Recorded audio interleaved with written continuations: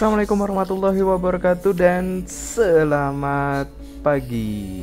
Bertemu lagi dengan Pak Septa.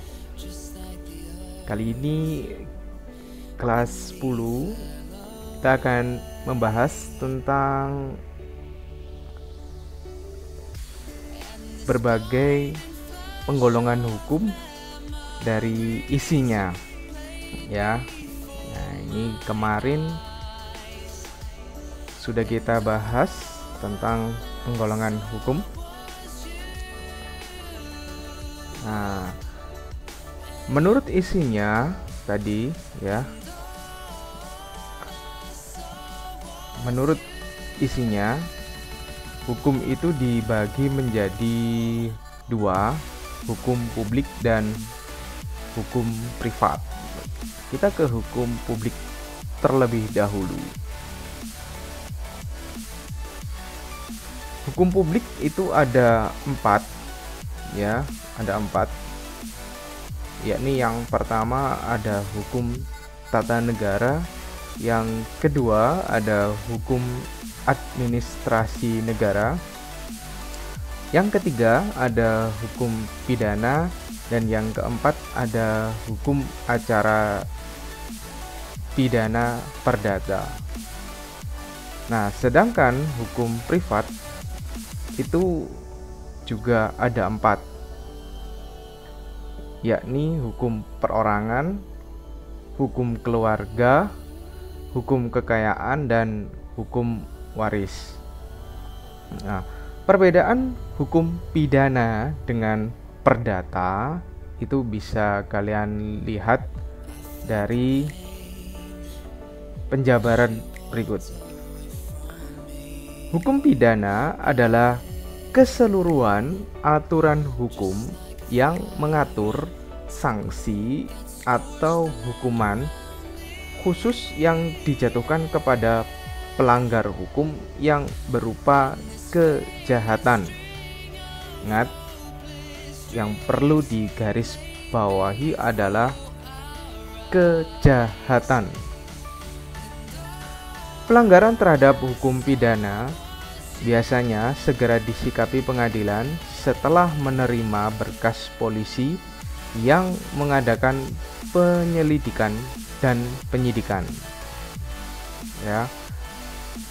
Hukum perdata itu adalah hukum yang mengatur hubungan antara orang yang satu dengan orang yang lain. Pelanggaran terhadap hukum perdata baru disikapi oleh pengadilan setelah ada pengaduan dari pihak yang dirugikan.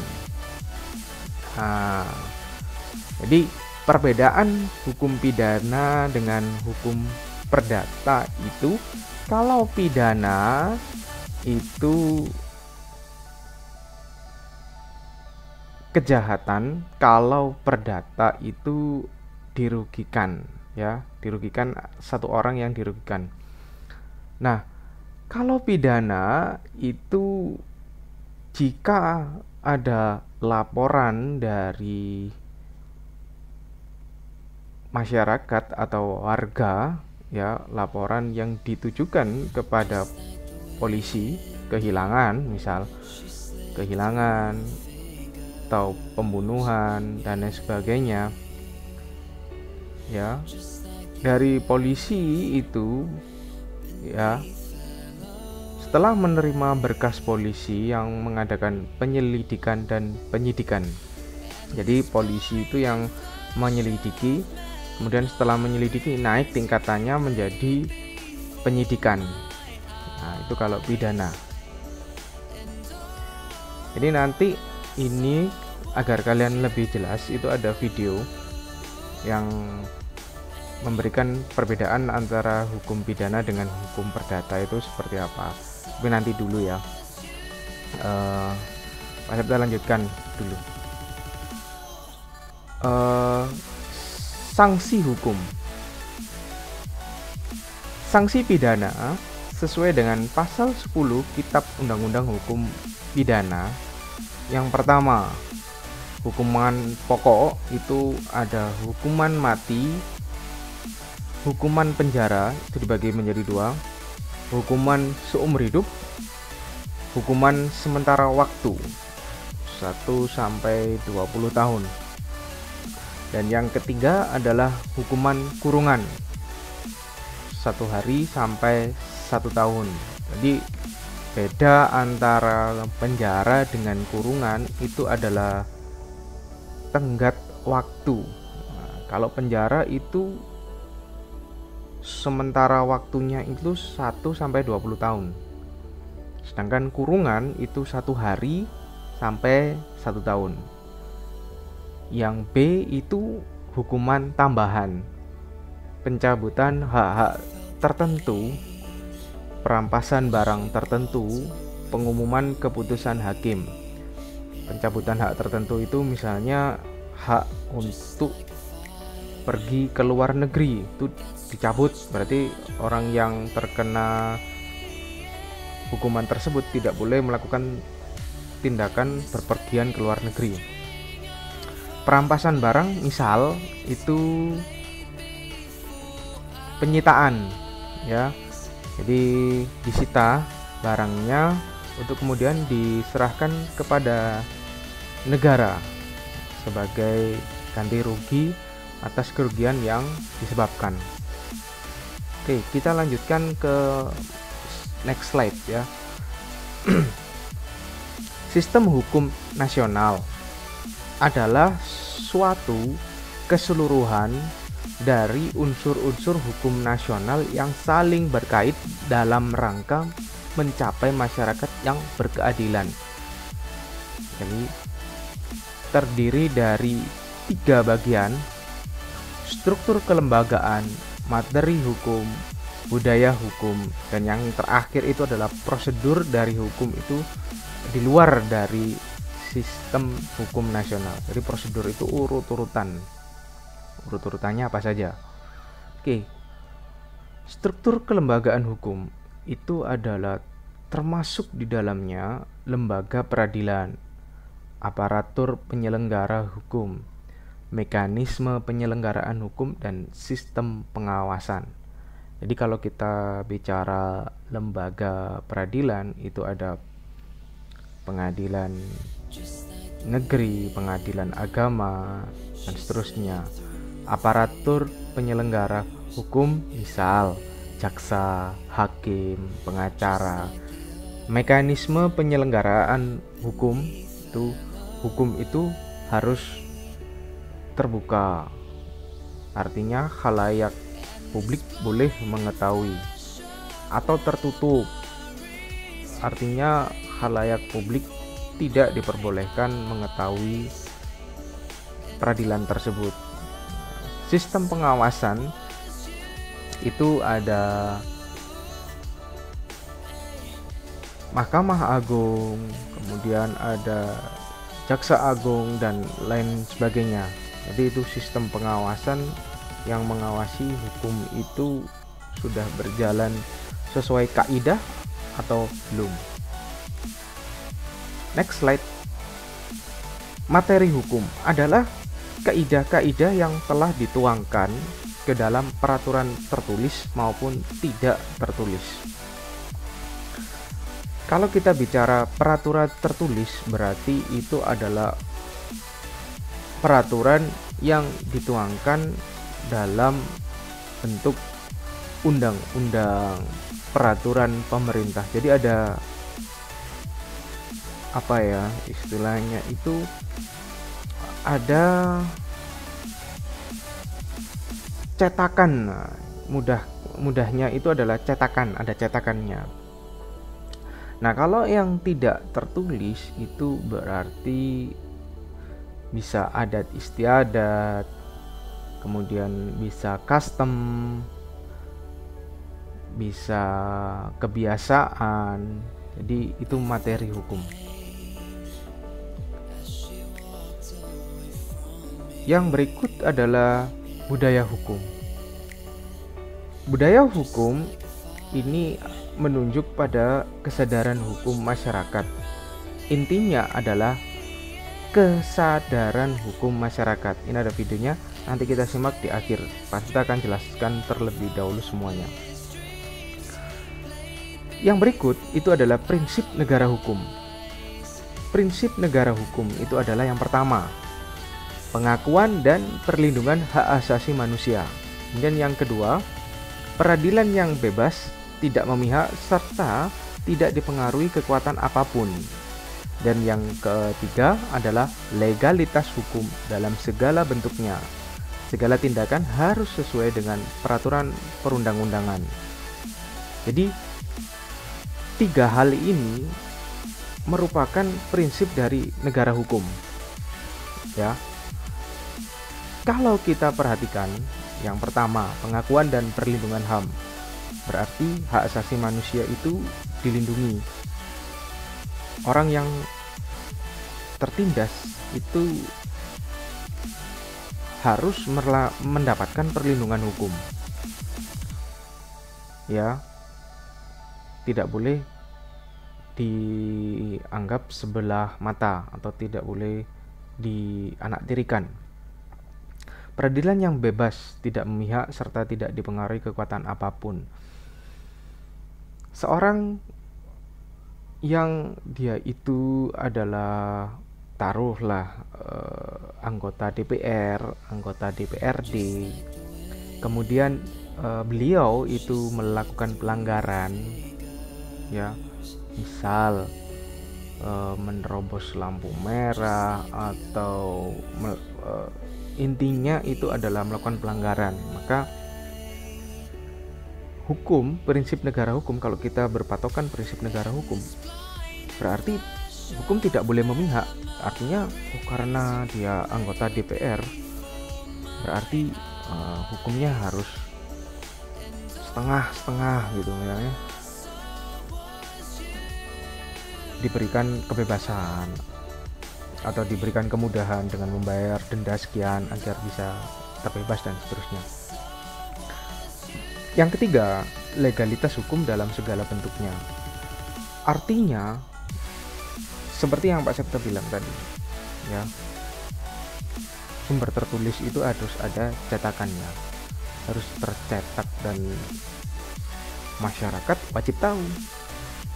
Ya, segala tindakan harus sesuai dengan peraturan perundang-undangan. Nah, peraturan perundang-undangan itu sifatnya adalah tertulis, ya, tertulis. Negara yang menetapkan, jadi negara yang memberikan aturan. Next slide. Keseluruhan komponen peradilan nasional, pihak-pihak dalam proses peradilan, hierarki kelembagaan, aspek prosedural yang saling berkaitan sehingga terwujud keadilan hukum. Bahasa sederhananya adalah, ya, peradilan nasional, kemudian pihak-pihak yang terlibat dalam proses peradilan, kemudian hierarki kelembagaan dan aspek prosedural itu saling berkaitan, sehingga keadilan hukum itu dapat terlaksana. Jadi begitu, bahasa sederhananya seperti itu. Oke, next slide. Ya, prinsip-prinsip dari peradilan nasional itu yang pertama, peradilan dilakukan demi keadilan berdasarkan ketuhanan yang Maha Esa. Jelas. Yang kedua, proses peradilan dilakukan dengan sederhana, cepat, dan biaya ringan. Artinya, ya, dengarkan baik-baik nih Pak Septa. Peradilan itu dilakukan dengan sederhana, cepat, dan biaya ringan. Misal kalau kalian jangan sampai, ya, saya tidak berharap semuanya jangan sampai tersangkut kasus hukum. Nah, kalau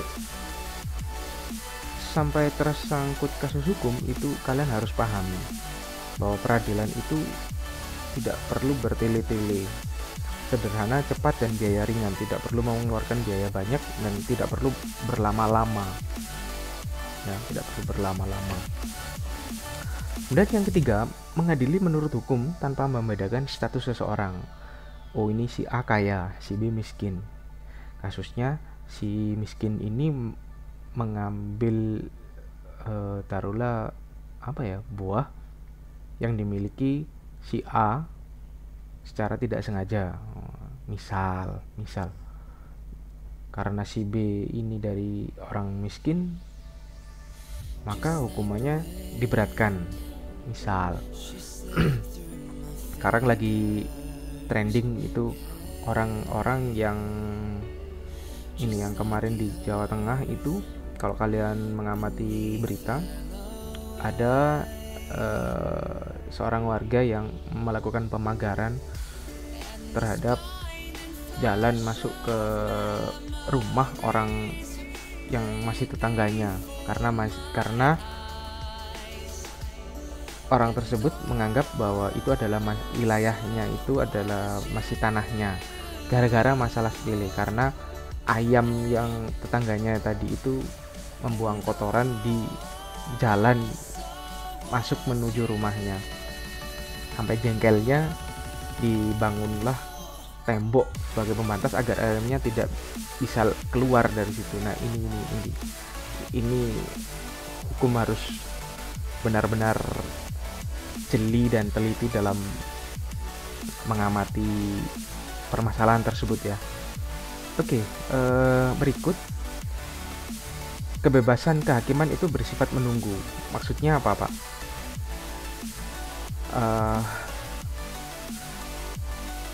Hakim itu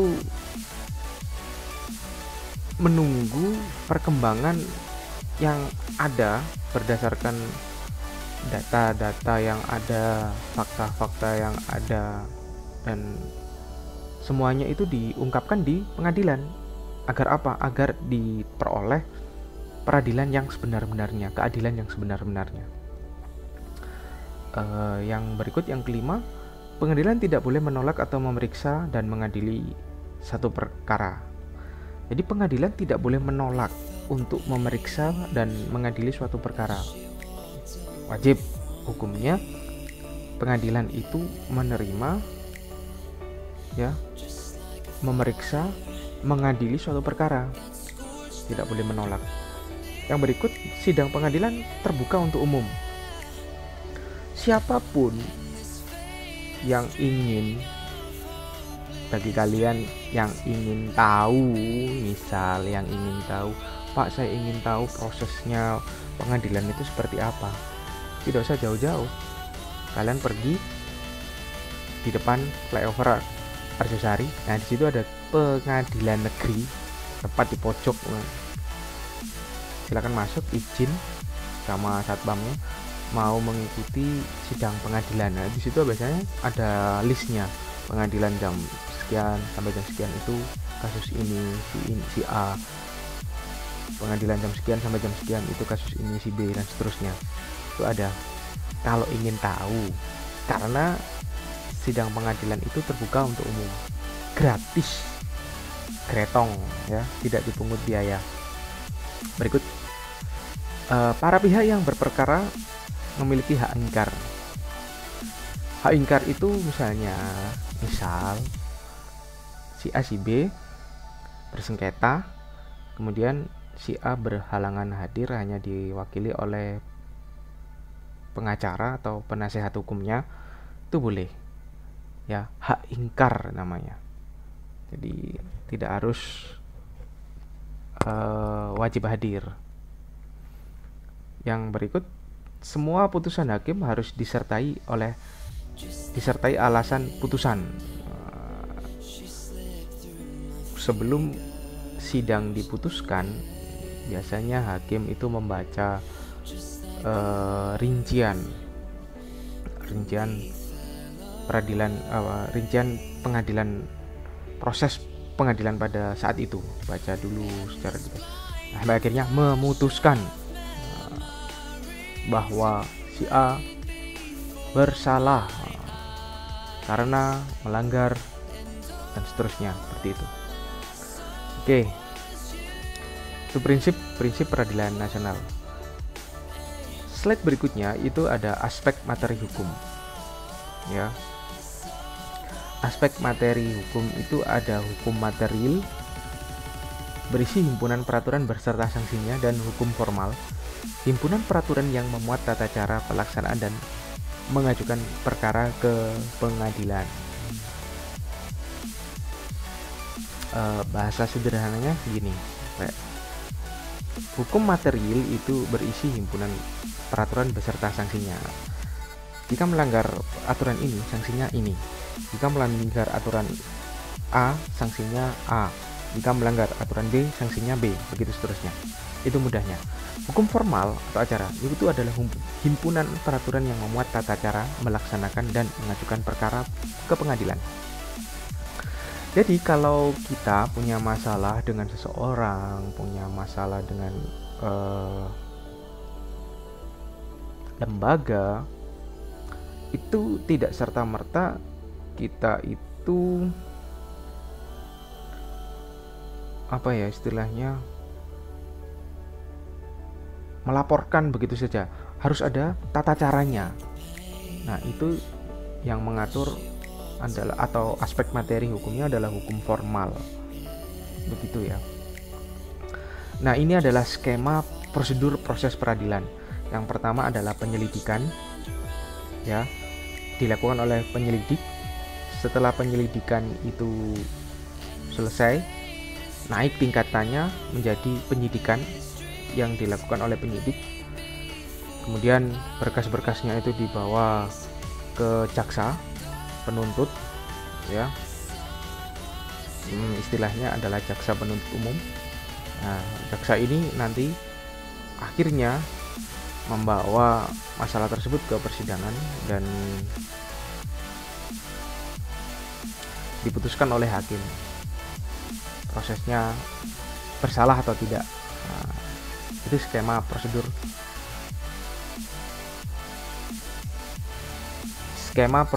proses peradilan.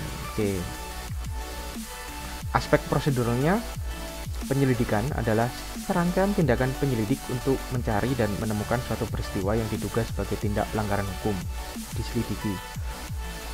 Kasus terbakarnya gedung Kejaksaan Agung itu diselidiki dulu, benar tidak itu karena faktor human error ataukah kesengajaan ataukah karena ada faktor kepentingan. Kalau itu sudah didapatkan, ada tim Inavis, tim Lab4 dan semuanya, data-datanya dikumpulkan, oh ternyata ini harus ditingkatkan, disidik ini.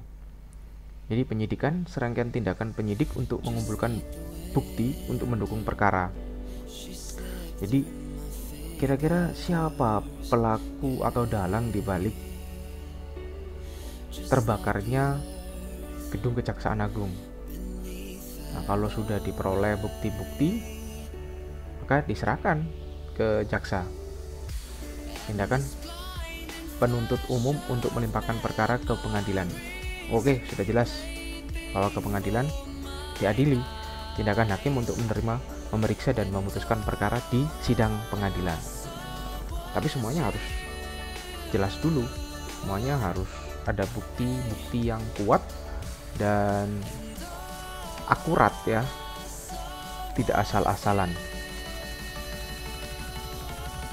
Nah, kalau tadi kita bicara tentang aspek prosedural, aspek budaya hukumnya itu adalah komponen budaya hukum. Pihak-pihak yang berkaitan dengan proses peradilan sangat tergantung pada kesadaran hukum para pihak tersebut.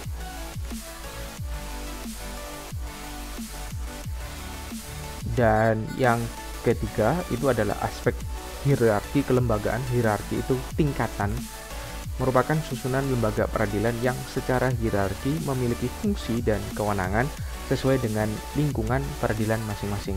Ini sistem kelembagaan peradilan nasional. Oke ya, sampai di situ dulu pertemuan yang bisa Pak Septa sampaikan.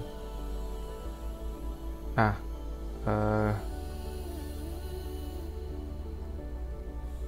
ini akan saya matikan dulu.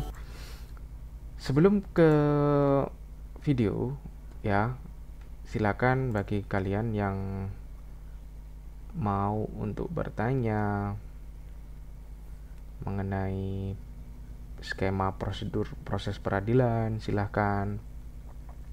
Kemudian tentang prinsip-prinsip peradilan nasional, silahkan.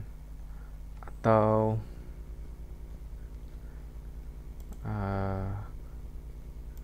tentang budaya hukum, silahkan. Dan kalau yang mau bertanya perbedaan hukum pidana dan hukum perdata juga Pak Septa persilahkan. Oke, kita ke hukum pidana terlebih dahulu ya, agar lebih jelasnya.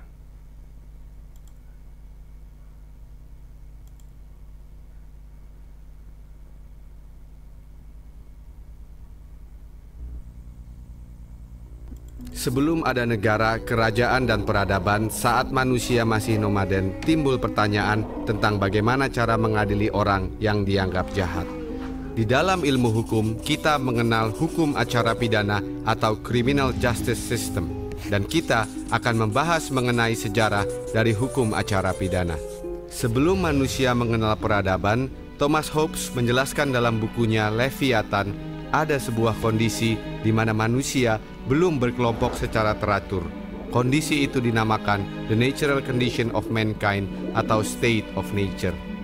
Pada masa ini, setiap orang menjadi serigala bagi sesamanya atau yang lebih dikenal dengan homo homini lupus, sehingga kondisi yang terjadi adalah kekacauan total.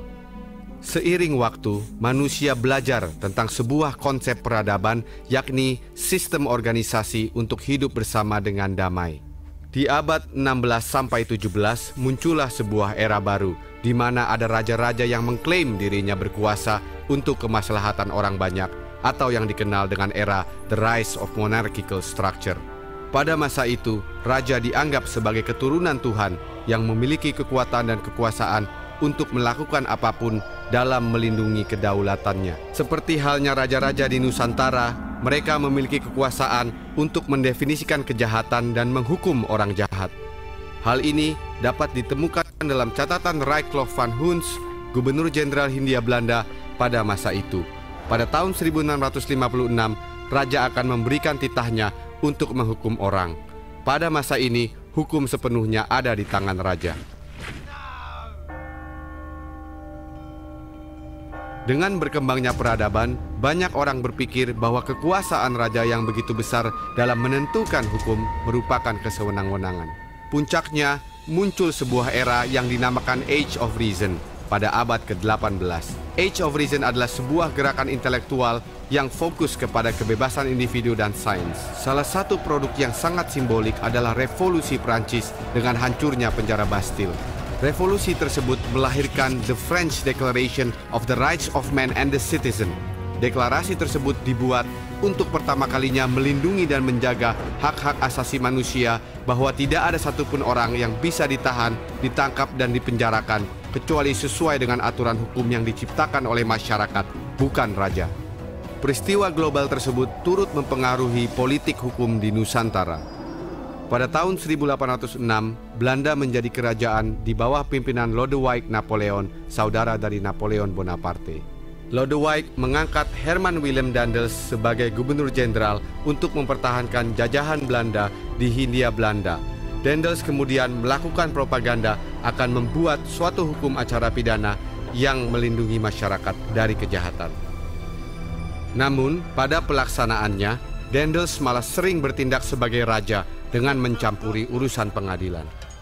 Pada masa pendudukan Jepang tahun 1942, Jepang menyatakan bahwa segala peraturan pemerintah Hindia Belanda tetap berlaku sepanjang tidak bertentangan dengan peraturan tentara Jepang. Pada faktanya, pengadilan yang dibentuk Jepang hanya untuk melancarkan kepentingan politik Jepang pada masa Perang Dunia Kedua. Banyak masyarakat yang ditangkap tanpa alasan, bahkan dibunuh karena dianggap musuh bagi Jepang. Setelah Indonesia menyatakan kemerdekaannya pada tahun 1945, dibentuk pula tata peradilan di daerah yang sudah dikuasai Indonesia. Beberapa bagian masih diduduki oleh Belanda, sehingga susunan pengadilan masih berbeda-beda. Pada tanggal 19 Agustus 1945, bersamaan dengan disahkannya Undang-Undang Dasar dan kemudian melalui Undang-Undang Nomor 7 tahun 1947 dan Undang-Undang Nomor 19 tahun 1948 dibentuklah Mahkamah Agung, Pengadilan Tinggi, dan Pengadilan Negeri. Namun, tata peradilan di Indonesia terus berubah karena adanya gejolak politik secara global, termasuk agresi militer Belanda. Idealnya, penegakan hukum acara pidana haruslah bebas dari kepentingan politik manapun, tapi dalam praktiknya sangat sulit memisahkan hukum dari kepentingan politik. Pertanyaan utamanya, apakah kita sebenarnya masih menganut sistem absolut seperti raja yang menganggap dirinya sebagai hukum tertinggi, atau kita adalah negara yang sudah banyak belajar dari sejarah? Oke, silakan dijawab ya pertanyaan tadi. Saya ulang sebentar. Menganggap dirinya sebagai sistem apakah kita sebenarnya masih menganut sistem absolut seperti raja yang menganggap dirinya sebagai hukum tertinggi? Oke, apakah kita masih menganut sistem absolut yang dimana raja masih menganggap dia itu adalah kekuasaan tertinggi atau hukum tertinggi? Atau kita adalah negara yang sudah banyak belajar dari sejarah? Oke, itu yang pidana. Ya, sekarang perdata.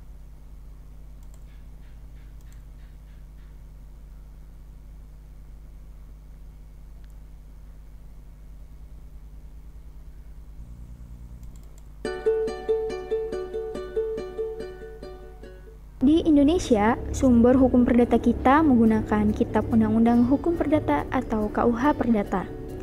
Menurut Profesor R. Subekti dan R. Citro Sudibyo, KUH Perdata ini merupakan suatu terjemahan dari Burgerlich Wetboek.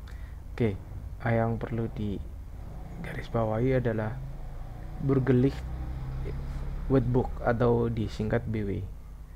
Nanti ini merupakan kuncinya, yaitu sebuah kitab undang-undang yang berasal dari pemerintahan zaman Belanda dahulu, yang mana demi peraturan peralihan undang-undang dasar sementara harus kita warisi dengan segala cacat dan segala celahnya. Nah, untuk mempermudah pemahaman mengenai sejarah hukum perdata di Indonesia kali ini, kita akan membaginya menjadi 3 fase. Yang pertama, fase pembentukan BW, yang kedua, fase pemberlakuan BW di Hindia Belanda, dan yang ketiga, fase pemberlakuan BW di Indonesia. Sejarah terbentuknya KUH Perdata Indonesia tidak bisa dipisahkan dengan sejarah terbentuknya KUH Perdata Belanda. Sedangkan sejarah KUH Perdata Belanda juga tidak bisa dipisahkan dengan sejarah terbentuknya Kode Sivil Prancis. Singkatnya, dulu kerajaan Romawi pernah menjajah Prancis, dan Prancis juga pernah menjajah Belanda, dan kemudian Belanda pun menjajah Hindia Belanda. Nah, berdasarkan asas konkordansi, yaitu pemberlakuan hukum negeri asal kolonial ke daerah koloni. Nih, perhatikan. Pemberlakuan hukum negeri asal kolonial ke daerah koloni. Jadi, hukum negeri asal kolonial, hukum negeri yang ada di Belanda itu diperlakukan di Indonesia. Maka, hukum Romawi diterapkan pula kepada Perancis. Lalu Perancis membawa hukumnya untuk diterapkan kepada Belanda, dan kemudian Belanda pun menerapkan hukumnya tersebut ke Hindia Belanda.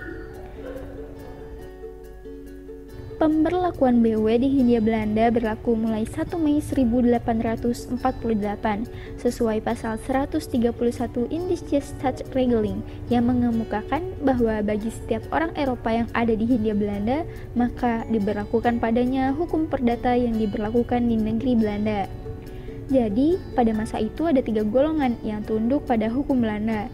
Yang pertama, orang-orang Eropa yang meliputi orang Belanda, orang berasal dari Eropa, orang Jepang, orang Amerika Serikat, Kanada, Afrika Selatan, dan Australia beserta anak-anak mereka. Yang kedua, orang-orang yang dipersamakan dengan orang Eropa, yakni mereka yang pada saat BW diberlakukan memeluk agama Kristen. Dan yang ketiga, orang Bumiputra turunan Eropa. Nah, sementara untuk golongan Bumiputra pada saat itu diberlakukan hukum adat mereka masing-masing. Jadi, terdapat dualisme hukum perdata pada saat itu. Kemudian, berdasarkan titah Raja Belanda pada 15 September 1916, kepada golongan Bumiputra dan golongan Timur Asing dengan sukarela dapat menundukkan dirinya kepada BW, baik untuk sebagian maupun seluruhnya. Setelah Indonesia merdeka, semua peraturan yang ada hingga saat Indonesia merdeka masih tetap berlaku selama belum diadakan yang baru menurut Undang-Undang Dasar. Begitulah bunyi pasal 2 Aturan Peralihan Undang-Undang Dasar 1945. Hal ini dimaksudkan agar setelah kemerdekaan Indonesia tidak terjadi kekosongan hukum. Maka BW yang telah diberlakukan sebelum Indonesia merdeka masih diberlakukan setelah kemerdekaan hingga sekarang. Namun, tentu saja BW yang diberlakukan sejak 1848 secara berangsur-angsur telah mengalami perubahan dan perkembangan untuk disesuaikan dengan kepentingan dan kebutuhan bangsa Indonesia sendiri. Oke, itu perdata ya. Bisa kalian dapatkan intinya ya. Yang berikut itu adalah budaya hukum atau kesadaran hukum masyarakat. Silakan disimak.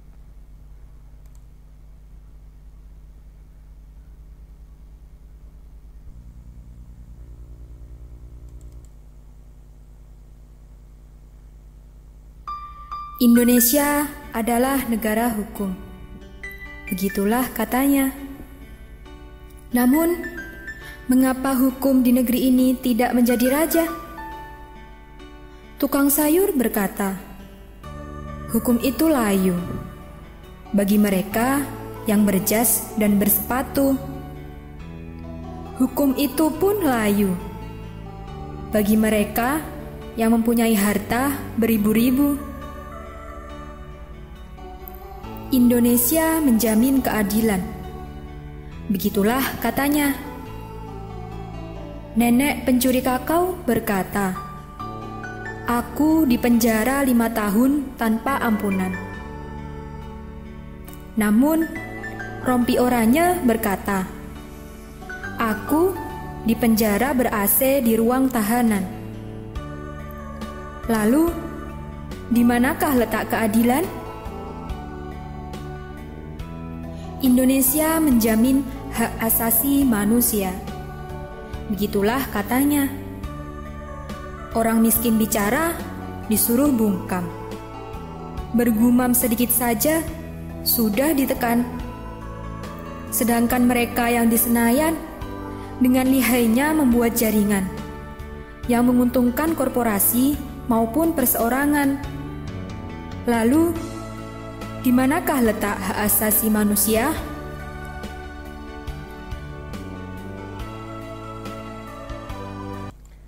Tindakan tidak adil terhadap satu orang berarti ancaman bagi setiap orang.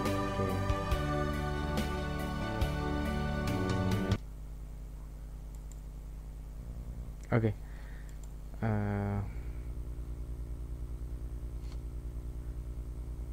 Itu tadi tentang kesadaran hukum ya. Semoga kalian mendapat pesan moralnya dari video tadi ya. Oke, kita ke video yang berikut. Itu adalah prinsip-prinsip peradilan nasional. Kita simak dulu videonya seperti apa.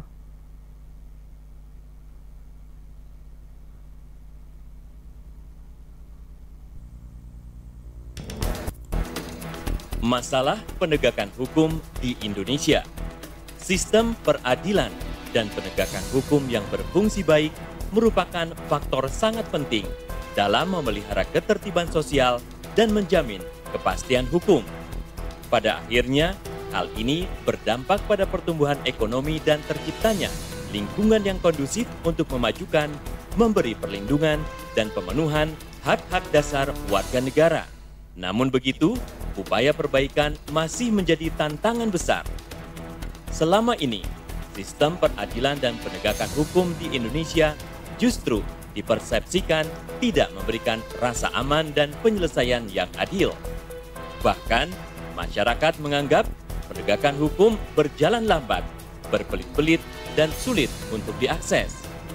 Dalam laporan Bank Dunia antara 2004 hingga 2008, reformasi di bidang hukum dan keadilan di Indonesia juga dinilai berjalan lamban serta tidak memberikan jaminan pemenuhan hak dan keadilan bagi masyarakat. Penegakan hukum yang lemah menyebabkan peningkatan ketidakpastian hukum terutama bagi kelompok miskin. Ia juga menyebabkan peningkatan sengketa, baik kualitas maupun kuantitas, akibat tidak jelasnya hak milik dan penyelesaian yang adil, serta akuntabilitas pemerintah yang rendah. Bahkan, korupsi semakin marak dan terjadi di hampir semua sektor, termasuk dalam program pembangunan untuk penanggulangan kemiskinan. Setelah sekian lama, reformasi peradilan dan penegakan hukum yang selama ini fokus pada pendekatan nasional institusional ternyata belum memberi dampak signifikan bagi pemenuhan hak-hak mendasar warga negara, terutama untuk kelompok miskin dan marginal. Maka, seiring semangat untuk keluar dari stagnansi dan mengingat adanya kebutuhan akan pendekatan lain dalam reformasi hukum dan keadilan, juga melihat peluang desentralisasi dan kebutuhan penanganan berbagai persoalan hukum serta korupsi dalam program-program pembangunan berbasis pemberdayaan masyarakat, dalam 1 dekade terakhir mulai dipertimbangkan pendekatan dan upaya reformasi hukum dan peradilan berbasis pemenuhan hak warga. Isu hukum dan keadilan lebih dilihat dari kacamata masyarakat pencari keadilan, tidak semata-mata pada lembaga penyedia layanan hukum dan keadilan. Untuk itulah, Justice for the Poor lahir.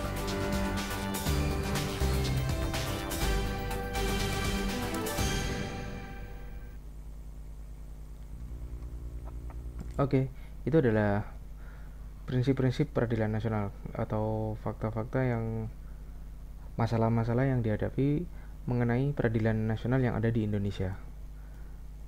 Baik ya, sekarang kita ke skema prosedur proses peradilan.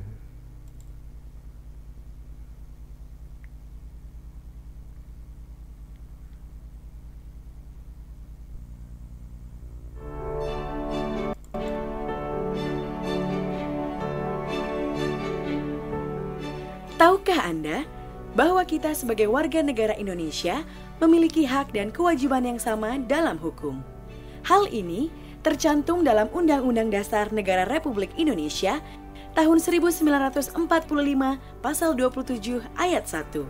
Ini berarti setiap warga negara Indonesia berhak mendapatkan perlindungan hukum, sekaligus memiliki kewajiban untuk menghargai dan mematuhi hukum yang berlaku di Indonesia. Banyaknya pelanggaran hukum yang terjadi di negara kita memberikan gambaran bahwa supremasi hukum belum dicapai. Untuk itu, setiap warga negara Indonesia harus melek hukum.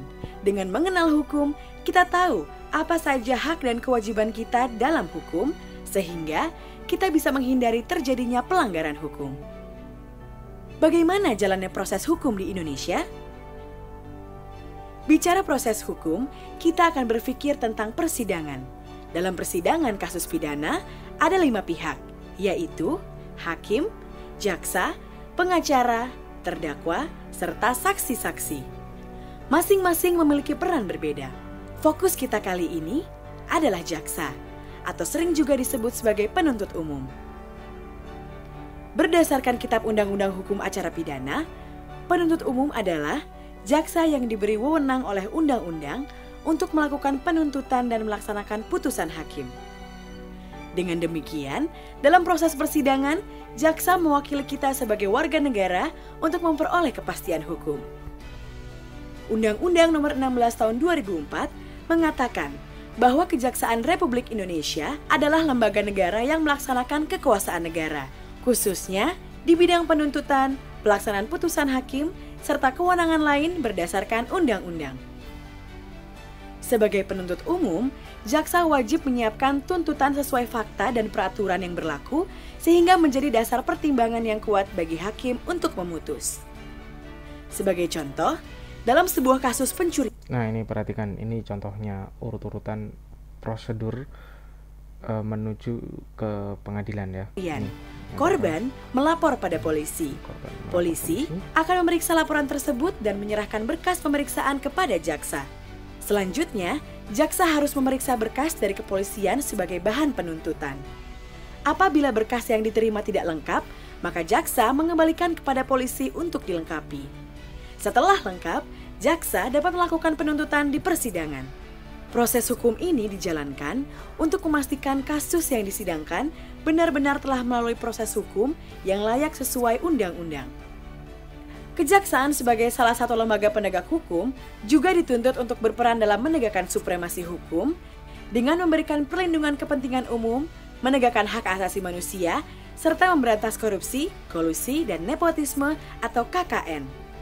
Kejaksaan Republik Indonesia juga harus melaksanakan fungsi, tugas, dan wewenangnya secara merdeka terlepas dari pengaruh kekuasaan apapun. Dalam melaksanakan tugas dan tanggung jawabnya, kejaksaan membutuhkan dukungan kita semua. Dukungan seperti apa? Mengenali hukum untuk menghindarkan hukuman adalah salah satu dukungan yang bisa kita berikan sebagai bentuk pencegahan kejahatan. Jadi, mengenali dan menghindari hukum sebagai bentuk pencegahan kejahatan.